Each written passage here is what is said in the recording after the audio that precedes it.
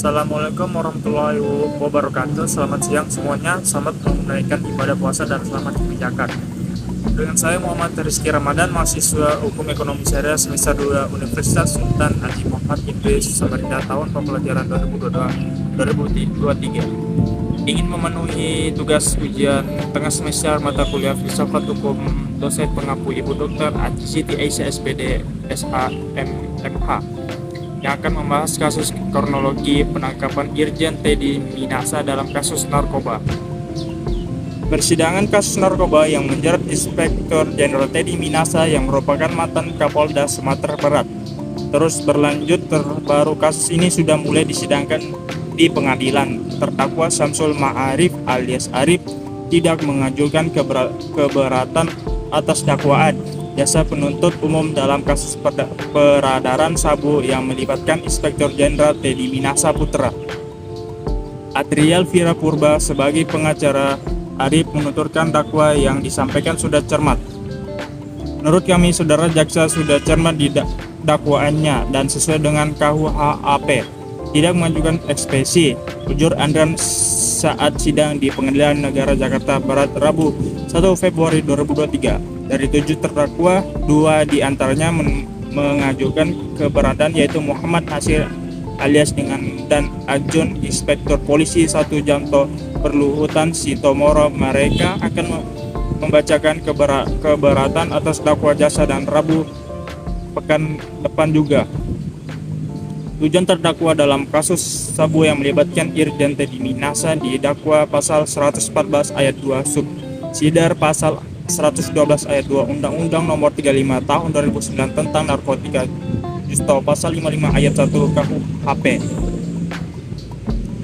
Ancaman hukum maksimal adalah mati atau penjara seumur hidup atau minimal 20 tahun penjara. Kronologi penangkapan Jenderal Teddy Minahsa pada Jumat 14 Oktober 2022, Kapolri Listio Sigit Prabowo memerintahkan divisi profesi dengan pengamanan atau Prompa dari Markas Besar Polri untuk melakukan penangkapan terhadap Kapolda Jawa Timur Irjen Pol Teddy Minahsa atau dugaan pengedaran narkoba, dan di hari yang sama ia langsung ditetapkan sebagai tersangka. Penangkapan tersebut juga berbarengan dengan dipanggilnya ratusan perwira tinggi Polri ke istana oleh Presiden Joko Widodo. Sehari setelah itu, tepatnya pada 15 Oktober 2022, Teddy Minahsa menjalani proses pemeriksaan setelah sebelumnya ditetapkan sebagai tersangka.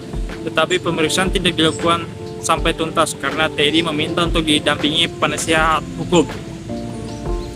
Selanjutnya pada Senin 17 Oktober 2022, setelah sebelumnya sempat ditunda, laporan Tempo menyebut bahwa pemeriksaan Teddy Minahsa dilakukan pada hari itu, tetapi sayangnya pemeriksaan tersebut tidak bisa diliputi media.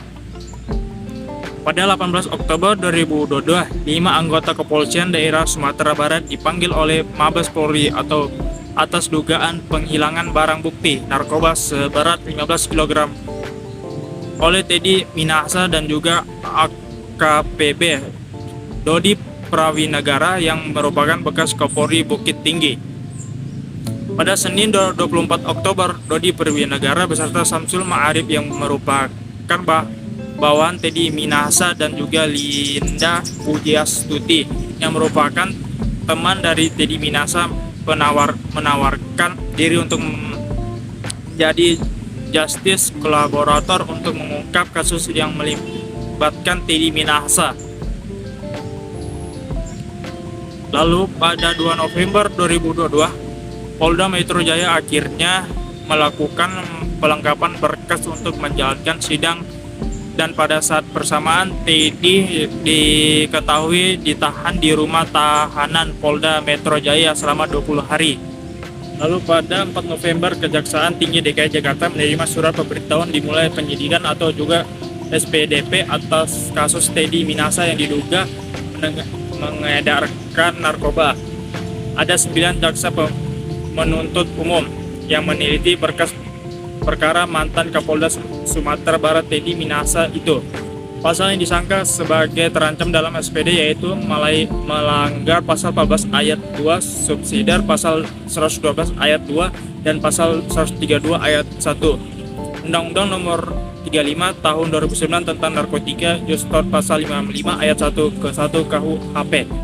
Sekian dari saya, mohon maaf apabila ada kesalahan dari kata saya. Mohon maaf, wabillahi taufiq wal hidayah. Wassalamualaikum warahmatullahi wabarakatuh.